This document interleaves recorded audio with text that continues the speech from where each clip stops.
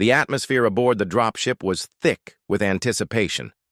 Cadets of every form, size, and species sat strapped into their harnesses, each trying to mask nervous energy under a layer of discipline. The elite survival assessment had brought them to Kthar 9, a desolate moon covered in glacial ice and known for its unpredictable snowstorms. The instructors made it clear: no outside help, no advanced survival gear, no teleport extractions. 3 days, 1 pack per cadet, and a single unspoken rule: survive or fail out of the Galactic Expeditionary Academy. Among the mixture of glossy carapaces, pulsing photophores, and breathing masks, one figure stood out: a human male named Garrett Lowe. Compared to the sleek, tech-augmented equipment of his alien peers, his gear looked almost primitive: thermal layers, insulated gloves, old-fashioned snow boots, and a tightly strapped rucksack. He sat quietly, checking his gear one last time, his movements methodical and without the showiness others displayed. The dropship shuddered as it pierced Kthar 9's upper atmosphere. Frost began collecting on the interior walls of the shuttle as it descended, its thrusters compensating against fierce planetary winds. The cadets remained silent now. Even the boisterous Dreven twins, with their usual pre-mission banter, were focused. The mission officer's voice crackled through the comms, announcing the drop zones and countdown. Each cadet would be released at a randomized location to simulate isolation. Garrett's viewport showed a vast, icy expanse stretching to the horizon, interrupted only by jagged blue-white cliffs and occasional dark rock formations peeking through the snow. It looked beautiful, but unforgiving. The kind of place that didn't care who you were or what tech you carried. If you made one mistake, you'd freeze before morning. The hatch blew open with a hydraulic hiss, and the cadets began exiting one by one. When Garrett's turn came, he stepped forward calmly, clipped his tether, and launched into the air. The cold slapped his face instantly. The wind howled past his ears as his body cut through it. His descent was controlled, and the autopack guided him toward a designated landing zone.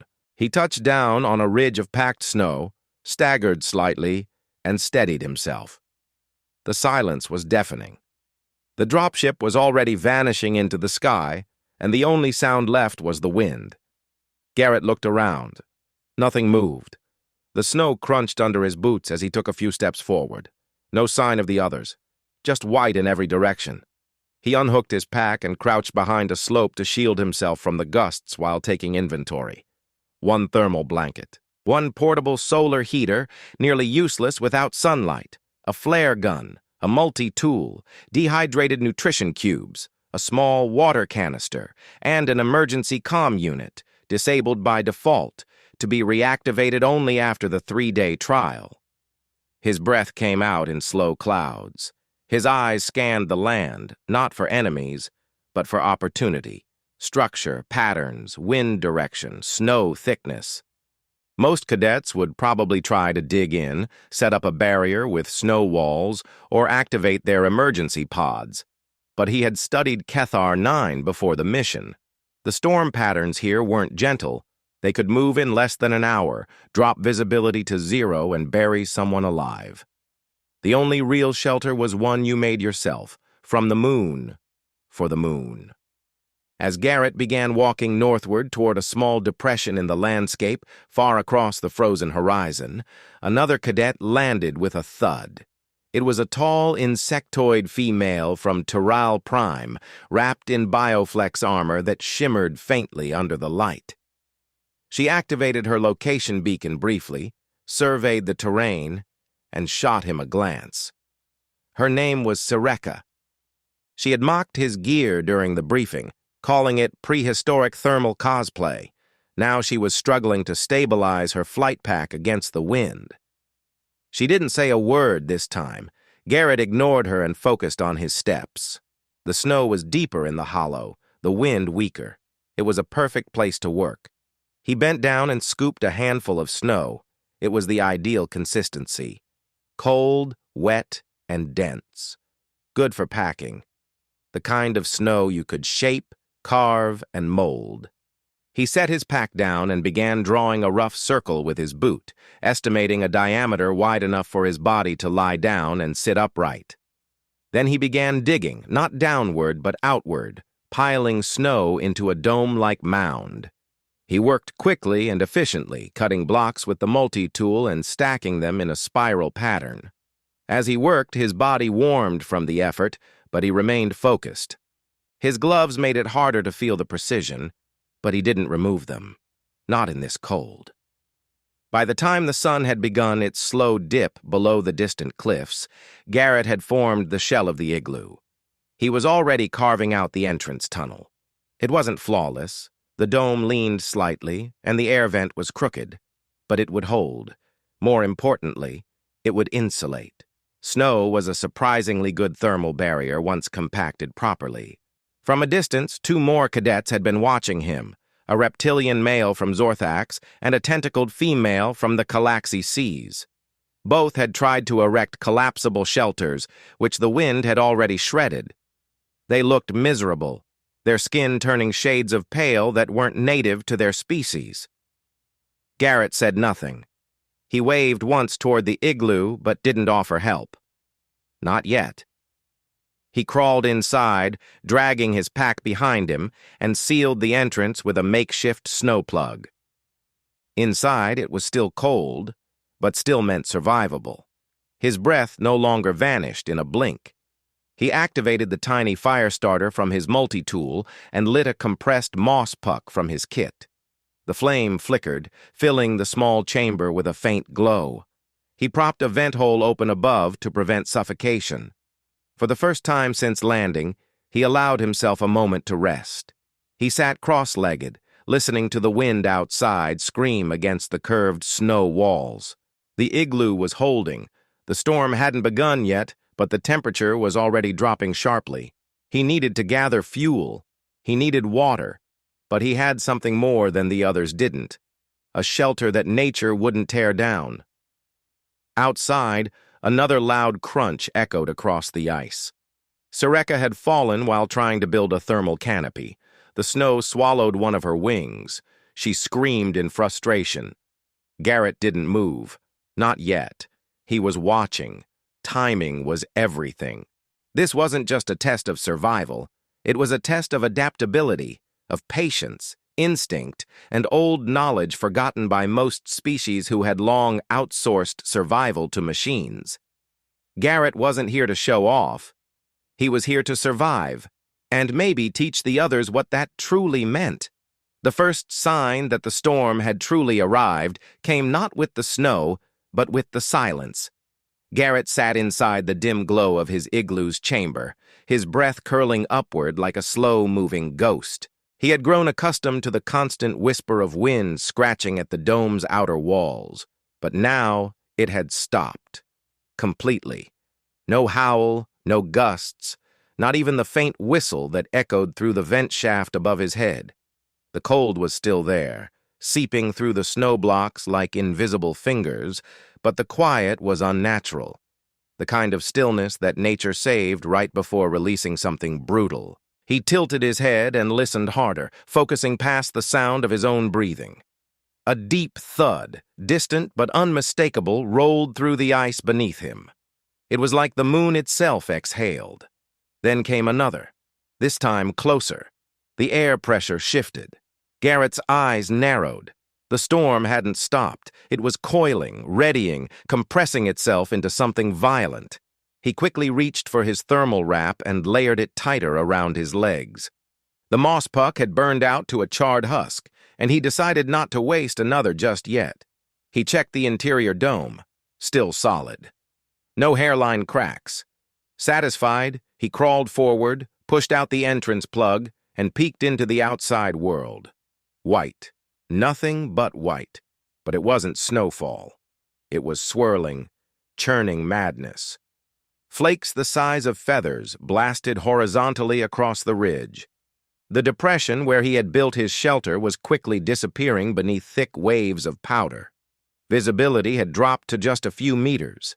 The light was dim, blue-gray and ghost-like, barely filtered through the roiling clouds.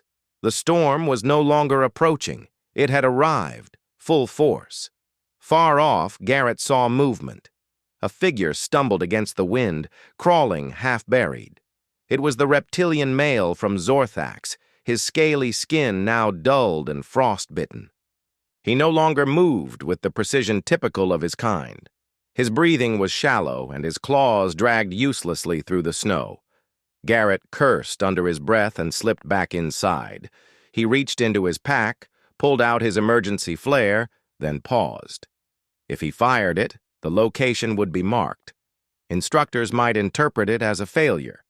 But if he did nothing, that cadet wouldn't survive the next 10 minutes. He pushed the flare aside. Not yet. There was something better, something ancient, simple, and just as bright. He grabbed a strip of reflective foil from his kit, wrapped it around a curved stick, and lit the edge of a second moss puck. Holding it in the entranceway, he waved the flame gently and angled the foil to reflect and scatter the light outward. It worked. A flicker of orange pulsed against the snowdrift. The cadet looked up, barely able to focus. Garrett shouted once. No words, just a sharp sound. The figure shifted, turned, and began crawling toward him. Garrett quickly widened the tunnel entrance and kicked snow aside as the reptilian male collapsed just inside the opening. Garrett grabbed him under the arms and pulled.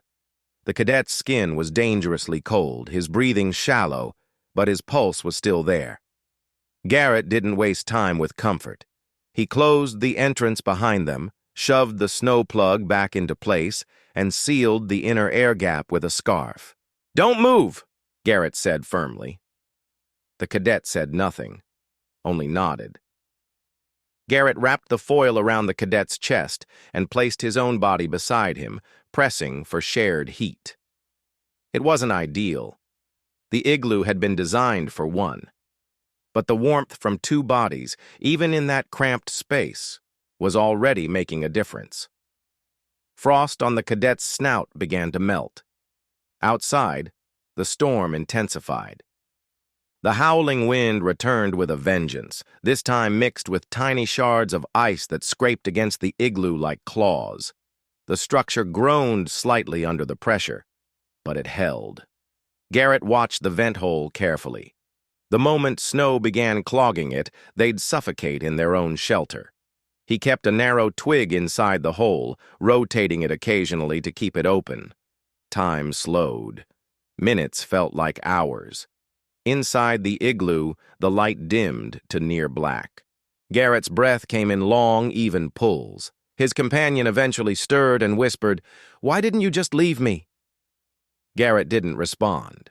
He wasn't interested in philosophy. The wind outside shrieked even louder, followed by a loud, low-frequency snap, a sound that didn't come from the weather. Garrett's eyes sharpened. That had been structure failure. Somewhere nearby, a shelter had collapsed. His mind immediately thought of Sareka. She had been trying to set up a thermal canopy when the cold had begun creeping in. He had seen her struggling, and now she was likely buried. The reptilian male seemed to understand. "Another one's down," he muttered. Garrett moved quickly. He opened the pack again, this time pulling out the survival rope, a small hand shovel, and a few chemical heat packs. He pressed one against the other cadet's chest and tucked another into his gloves. "Stay inside. Keep that vent clear," Garrett ordered. "You're going out? You'll freeze," the cadet warned. "I'll be fast." Garrett unsealed the entrance, adjusted his face wrap, and crawled out into the blizzard. The wind hit him like a hammer. Visibility was worse than before, no more than a meter ahead. His hands went numb almost instantly. But he knew the terrain. He had memorized the placement of the other shelters. He moved in short, careful bursts, his boots sinking knee-deep into snow that was now forming hard drifts. After 3 attempts in the wrong direction, he found it. A collapsed arch of synthetic material, half buried. A gloved hand stuck out from beneath it. He fell to his knees and began digging, ignoring the pain in his fingers. Every scoop of snow burned like acid from the cold. After 10 minutes, he had uncovered her torso. Her wing was twisted beneath her, one compound eye swollen shut, but she was breathing. Barely. "Sireka!" he shouted. She moved but didn't speak. He pulled out a heat pack, cracked it, and shoved it into her suit at the chest. Then, looping the rope under her arms, he began dragging. Inch by inch, he pulled her back toward the depression where the igloo waited, her legs trailing behind like broken branches. The journey back took twice as long, each gust of wind pushing him off course, each step heavier than the last. But he refused to stop. At the entrance, he shouted once. The reptilian cadet opened the plug from inside. Together, they pulled Sireka into the cramped shelter. Her breathing was faint, but present. Garrett closed the entrance behind them and didn't speak for several minutes. His hands trembled as he packed the hole. Only once the tunnel was sealed again did he exhale. Now the igloo was packed with 3 bodies. There was no room to stretch, no room to move without touching someone. But there was warmth. Shared heat and chemical packs had turned the interior into a pocket of life in a storm of death. Garrett looked at the 2 alien cadets and didn't expect thanks. He wasn't interested in gratitude. He knew there would be more. More collapsed shelters, more mistakes, more panic. The first storm always sorted the real survivors from the ones who relied on machines. He leaned back against the icy wall, exhausted but alert. The night was far from over, and he wasn't going to let anyone else die on his watch. The space inside the igloo was now beyond cramped. 3 bodies, each shaped differently, each requiring its own breathing rhythm, tried to coexist in a structure barely designed for one. The air was thick with damp warmth and the faint scent of synthetic armor mixed with melting snow. Garrett sat with his back against the far wall, knees pulled up to his chest, while the reptilian cadet, whose name he now knew was Korash, lay near the entrance tunnel, watching the snow plug shift slightly with every gust of wind. Between them, curled and motionless, was Sireka. She had not spoken since being dragged into the shelter. Her eyes remained half-lidded, compound lenses dulled and matte. One of her wings trembled now and then as if caught in a memory of the storm. Garrett had pressed 2 heat packs against her thorax earlier and wrapped her in his foil blanket. Her chest rose and fell steadily, which was enough, for now. Garrett reached into his rucksack, pulled out the last remaining moss puck, and examined it. It was smaller than the others. He debated whether to use it now or conserve it. The storm outside still screamed like a wounded animal. Judging by the sound and pressure changes, it wasn't letting up anytime soon. The igloo had held for this long, but it wasn't built to shelter 3 people. The air felt thick, the vent barely functional. He took the twig and spun it through the shaft again, widening the passage just enough to prevent carbon buildup. Korash shifted his body slightly and looked toward Garrett. "She will not survive another night in this state," he said, voice low and dry.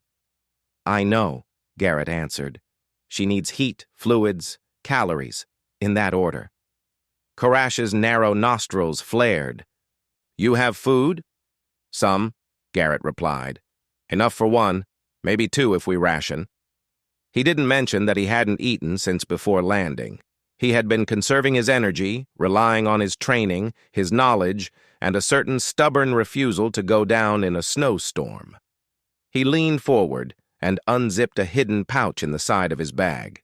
From it, he retrieved 3 nutrient cubes, a small collapsible pot, and a packet of purified water powder. Not ideal ingredients. Definitely not soup. But if he could melt enough snow, he could make something warm. Garrett set the pot on a flat section of snow and began packing snow into it with his gloved hand. The small flame starter sparked and caught on the last of the moss puck. He held it carefully under the pot, angling it so the heat didn't rise too quickly and crack the thin metal. Korash watched silently. The flame flickered uncertainly, but held. Slowly, the snow inside the pot began to melt into slush. The warmth of the flame brought a momentary sense of normalcy. Garrett breathed slower, eyes fixed on the pot as he stirred it with the handle of his multi-tool. The water thickened. He dropped in the nutrient cubes and stirred again.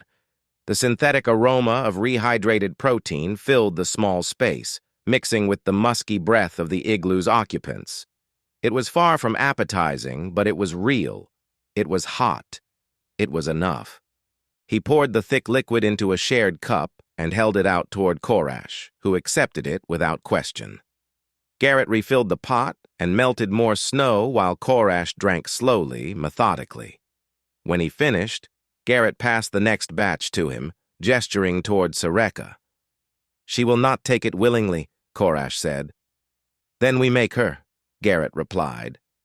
Together they propped her upper body up. Garrett touched her shoulder lightly, then her mandible. Her eyes twitched. She stirred. Korash opened her mouth slightly, and Garrett held the cup to her lips. The warmth of the soup touched her tongue, and her body reacted instinctively. She swallowed. It took several minutes to get a full serving into her, but by the end, her breathing deepened. Her eyes opened wider, though still unfocused. Korash laid her back down and covered her again. Garrett leaned against the dome, suddenly exhausted. His muscles ached from hours of tension, his fingers still burned from the cold, but he remained alert. "Why?" Korash asked. "You could have kept this to yourself. Let us freeze. Scored higher." Garrett didn't answer right away. He reached up and tapped the ceiling with the end of his multi-tool, knocking down a bit of ice to keep the structure balanced. Then he looked at Korash. "I didn't sign up to watch people die," he said. "I signed up to learn. And if I'm the only one who makes it out, I won't learn anything but how to dig a grave in snow." Korash seemed to consider this, his eyes reflecting the flickering light. "You are not like the others from your species." Garrett smirked slightly. "You haven't met enough of us." Outside, the storm shifted again. The pitch of the wind dropped a little, less shrill, more guttural. Garrett listened carefully. That was a change in pattern, the kind that came before brief windows of calm. Not safety, just a pause. He stood slowly, adjusted his gloves, and reached for the flap again. "I need to get more fuel," he said. "Moss, roots, anything that burns." "You will not last more than 10 minutes out there," Korash warned. "Then I'll be back in 8. Garrett crawled through the tunnel, sealing the entrance behind him. The storm was still fierce, but the worst had passed. Visibility had improved slightly. He scanned the terrain and began moving toward a rock formation he had marked mentally earlier. His feet sunk less now. The snow had hardened from the temperature drop. Behind a cluster of ice-slicked stones, Garrett found what he was looking for, a patch of frost-covered moss clinging to the rock's edge, hidden in a shallow groove. It crackled when he touched it, but the roots were dry. Perfect fuel. He scraped as much as he could into a pouch, then added a few dead branches he found nearby. Suddenly, a figure darted across the ridge. Garrett froze. It was another cadet, humanoid, female, sprinting in uneven, panicked strides. She stumbled, fell, screamed. Her foot had broken through the ice. Garrett dropped his moss pouch and ran. The wind kicked up again, stinging his eyes. He reached her, grabbed her under the arms, and pulled her from the hole. Her leg was twisted, and she sobbed through clenched teeth. "You're not dying here," Garrett muttered. He carried her over his shoulder, every step slower than the last, every gust of wind threatening to topple them. He reached the igloo just as his strength began to give out. Korash opened the tunnel again, eyes wide at the sight of the fourth arrival. Garrett laid her down gently inside, panting, arms numb. He didn't speak. He didn't need to. He just reached for the moss, started another fire, and made more soup. By the time the fourth cadet was lying inside the shelter, Garrett could barely feel his legs. His muscles were tight with cold exhaustion, and his hands were raw beneath his gloves, the skin rubbed red from digging, dragging, and carrying. The girl he had rescued, thin, humanoid, with lavender skin and small cranial ridges, shivered uncontrollably even while half buried beneath the thermal layers the others had helped pile onto her. She had only managed to whisper her name once. Elira. Garrett didn't answer her. He was focused on the fire. The moss he had gathered earlier still burned, but weakly. The dampness had seeped into the roots despite his efforts to keep the pouch sealed. He fed it bit by bit, breaking apart what remained and pressing it close together to maintain the ember's core. It wasn't enough for long, but it was something. The heat clung to the igloo's low ceiling, warming the space just enough to delay the worst effects of exposure. Still, with 4 bodies packed tightly inside, breathing heavy and air thickening, the walls had begun to sweat and drip. The melting wasn't fast, but it was happening. He knew the structure wouldn't hold for more than another day. Garrett filled the pot again and began melting snow. Korash, sitting with his arms crossed and tail coiled tight to conserve warmth, handed him the last nutrient cube without a word. Garrett stirred it into the water and watched the broth take shape again. The smell filled the igloo, a pungent, slightly metallic scent of reconstituted protein and alien vegetable concentrate. It was foul to the nose, but better than starvation. Sareka had improved slightly.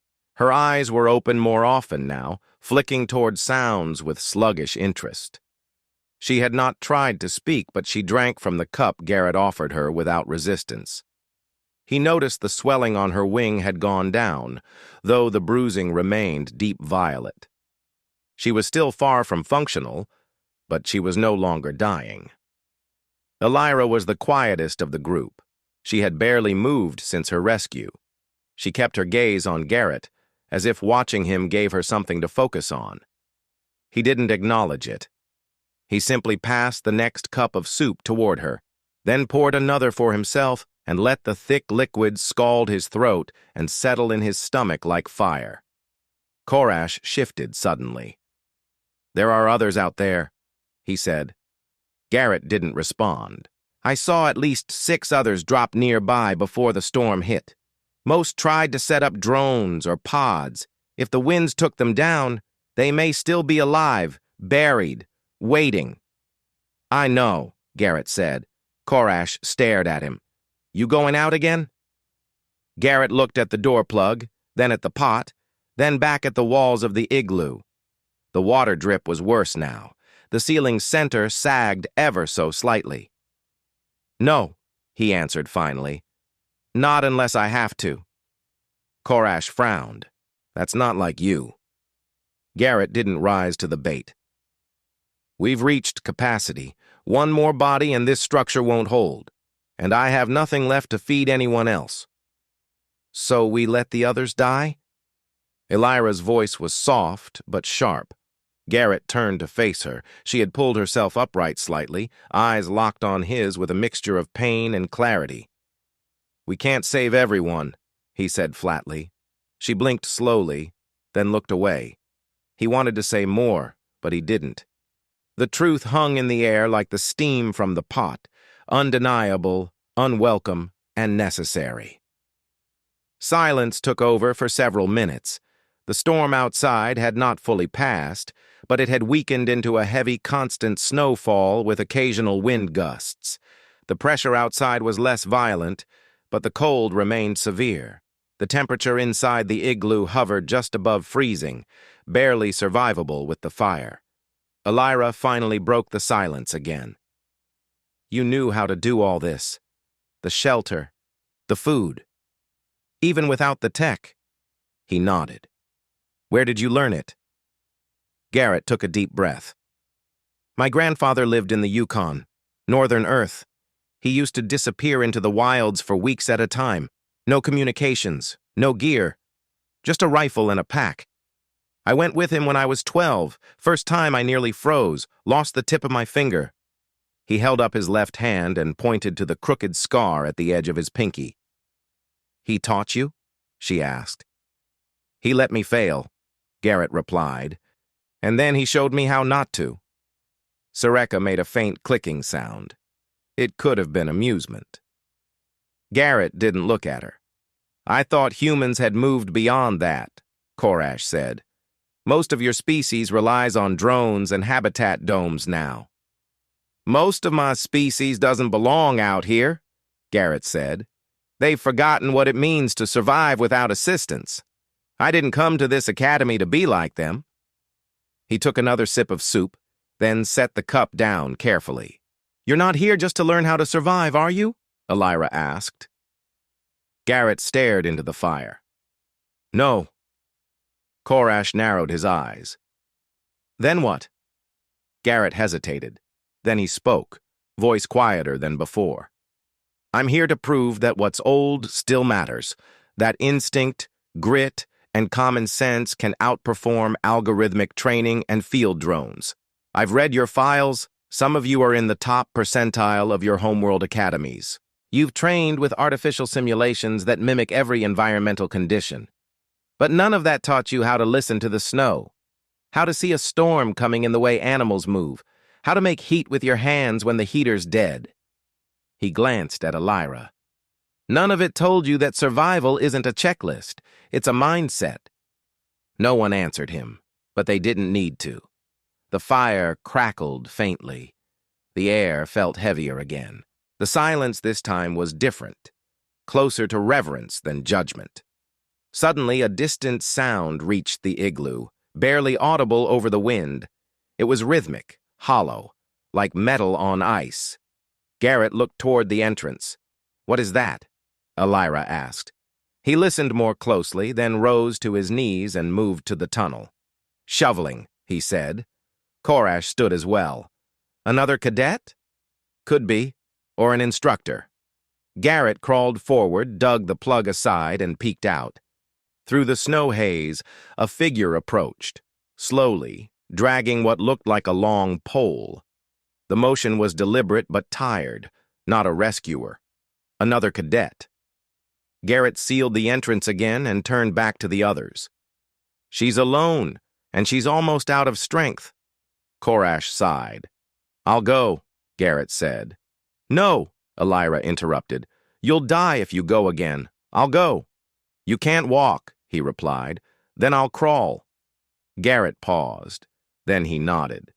Together, the three of them unfolded a rescue plan. Garrett would dig from the inside and extend the tunnel outward. Korash would pull the incoming cadet once she was close enough. Elira would monitor the fire and the vent. They all had a task, no dead weight. He began carving the ice again, pushing outward, clearing space through the tunnel to make room. The snow outside had packed thick, and progress was slow, but Garrett pushed through, breath steaming against the cold. When the figure finally collapsed just meters from the igloo, Korash burst out, grabbed her under the arms, and pulled her back into the tunnel. She was light, barely conscious, and her skin was almost translucent from exposure. Inside, Elira cradled her head and pressed a heat pack to her chest. Garrett crawled back in, shoulders shaking from the effort. He sealed the plug again, packed snow over the tunnel, and collapsed against the wall. The igloo now groaned under the weight of 5 bodies. No one spoke for a long time. Then Garrett muttered, "Tomorrow we build another one." The air inside the igloo had grown heavy and sharp. 5 cadets lay motionless, except for the subtle signs of life. Shallow breaths, slight twitches, and slow blinks. The once bright fire had died out completely, and no one had enough strength left to relight it. The walls, once cleanly carved and firm, now glistened with moisture. Small rivulets of melted snow traced down the curves of the dome like veins on pale skin. Garrett sat near the tunnel entrance, his head leaning back, eyes half closed. Every muscle in his body begged him to stop, to let go, to sleep. But his mind refused. He forced himself to listen. The wind had changed again. Its tone had softened into something empty, almost mournful. He focused harder. The storm was no longer screaming against the dome. It was breathing. Gentle gusts rose and fell like waves. Then, without warning, came a sharp click, the kind of sound only metal made. He opened his eyes.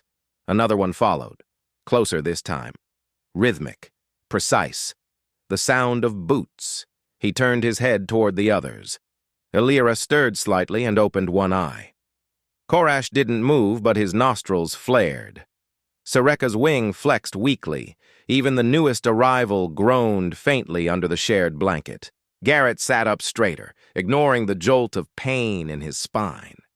Then came the unmistakable mechanical hum of an Academy hover drone.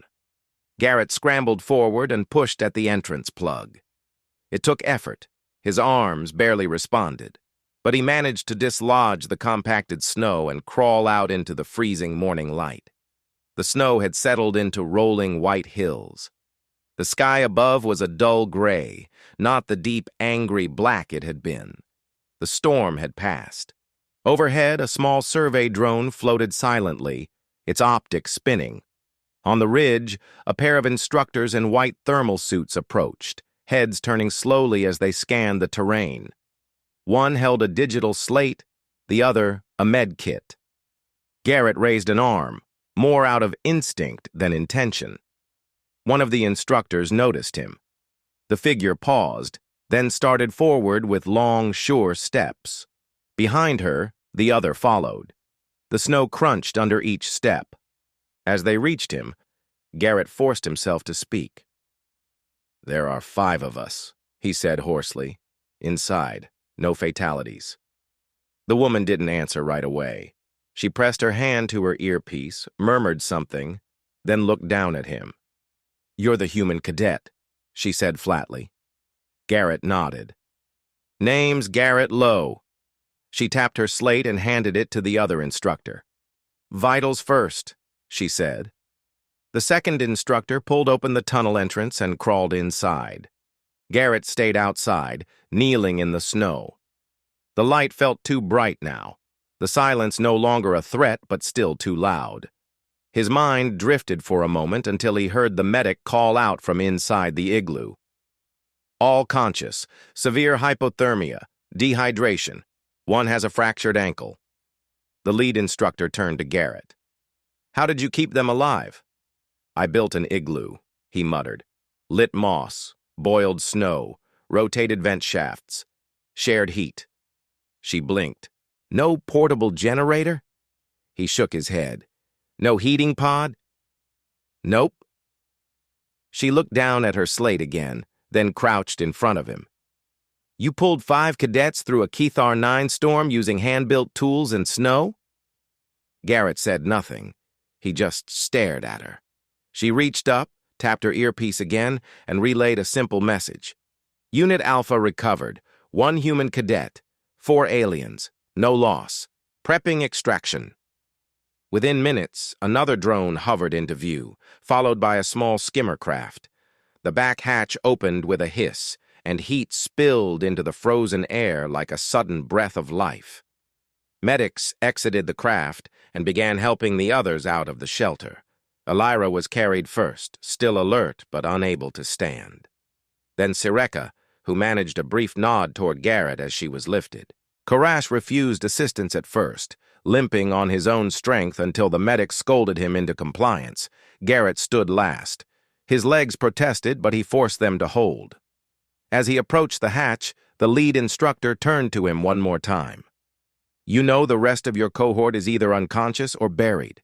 The highest-scoring cadet outside of your group was found 400 meters away, hypothermic, and in a collapsed pod." Garrett didn't react. She added, "No one else helped anyone." He paused, then climbed aboard. Inside the craft, warmth hit him like a wave. He collapsed onto one of the benches as the medics moved from cadet to cadet, checking pulses, injecting stabilizers, and recording vitals. Illyra lay across from him, eyes closed, but breathing evenly. Sareka sat upright, expression unreadable. Korash watched the landscape vanish through the small window, his arms crossed tightly. No one spoke. As the skimmer lifted, the snowfield below shrank. Garrett could see the depression where his igloo had stood, already collapsing into a sagging mound of slush and memory. The wind shifted the surface snow, erasing footprints and drag marks. In another hour, it would be as if nothing had happened. Back at the academy base, the cadets were taken to med bays. Garrett was pulled aside for debriefing.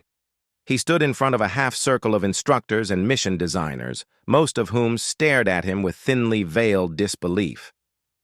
"Your performance exceeded projected survival metrics by 190%, one of them said. 3 alien cadets credited you with saving their lives, another added. One described your behavior as ancient, stubborn, and necessary." Garrett kept his expression still. "We had expected a dropout rate of 35%, the senior official said. "We were not prepared for a single human cadet outperforming our best technology." Garrett finally spoke. "You designed the test wrong." Murmurs rippled around the room. "You built a scenario to simulate survival," he continued. "But you gave everyone tools based on prediction, not understanding. No one knew how to listen, how to adapt. You want future explorers and defenders of the frontier to thrive, then stop training them to rely on equipment. Start training them to rely on instinct." The room went quiet. After a long pause, the senior official leaned back and said, "You'll be reassigned to advanced field operations next term, with full honors." Garrett didn't nod. He didn't smile. He simply turned and walked out. Weeks later, when the results were posted across the cadet network, his name sat at the top, uncontested. Some questioned the decision. Others said the academy had exaggerated his role. But for those who had been inside that igloo, there was no debate. Garrett Lowe wasn't the strongest, the fastest, or the most technically gifted, but he had kept breathing. He had kept others breathing. And in the end, that was the only score that mattered. The storm had come and gone. The dome had melted back into the snow. But the lesson remained. In the cold void of space, survival wasn't about the gear on your back. It was about the fire you kept alive inside.